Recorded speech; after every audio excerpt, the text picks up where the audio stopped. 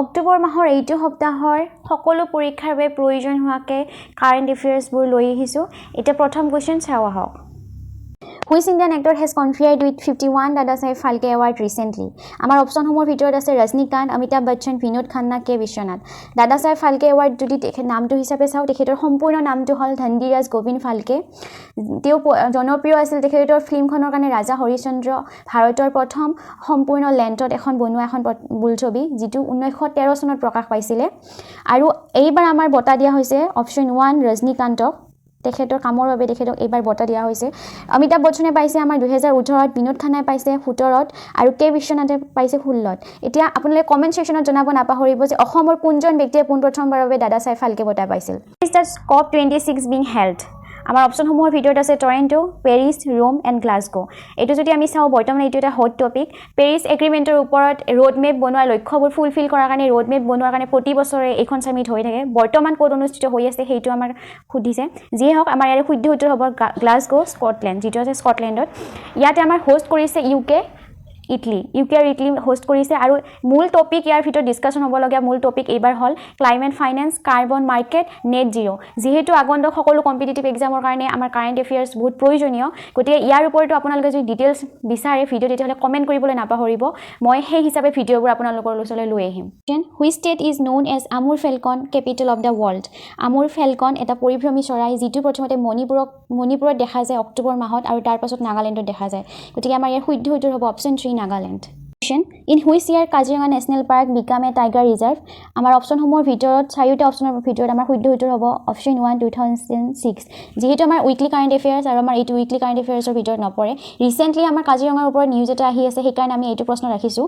যি হওক নিউজটো হ'ল যে সুপ্ৰিম কোৰ্টে এনিমেল কৰিডৰ কাজিৰঙাৰ ভিতৰত যিখিনি আমাৰ অবৈধভাৱে কনষ্ট্ৰাকচন হৈ আছে সুপ্ৰিম কোৰ্টে কাৰহা নিৰ্দেশ দিছে গভৰ্ণমেণ্টক যাতে বন্ধ কৰে সোনকালে গতিকে এই নিউজটো আমাৰ কাৰণে খুব প্ৰয়োজনীয় কাৰণ আমি কাজিৰঙাত ইউনেস্কোৰ ৱৰ্ল্ড হেৰিটেজ সাইট বুলিও জানো আৰু ইয়াত বিভিন্ন ধৰণৰ প্ৰয়োজনীয় flora Kumbhi Indian গ্ৰোছবেৰী elephant Apple বহুত প্ৰয়োজনীয় যিবোৰ বাহিৰত পোৱা নাযায় অকল আমাৰ কাজিৰঙাতে পোৱা যায় উপলব্ধ গতিকে খুব প্ৰয়োজনীয় আমাৰ কাৰণে এই বস্তুটো জনাৰ বাবে যি হওক এতিয়া আমি নেক্সট কোৱেশ্চন চাম Next question, which city is the host of International Film Festival of India? আৰু আমাৰ এই শুদ্ধ উত্তৰ হ'ব option 3 Goa Next question, Nesifu Tunnel which was seen in the recently is located in which state? আমাৰ অপচনসমূহৰ ভিতৰত আছে option 1 Assam option 2 Manipur option 3 Nagaland option 4 Arunachal Pradesh আৰু আমাৰ এই শুদ্ধ উত্তৰ হ'ব অপচন 4 অৰুণাচল প্ৰদেশ নেচিফু টানেল যিটো আমাৰ BRO অৰ্থাৎ বৰ্ডাৰ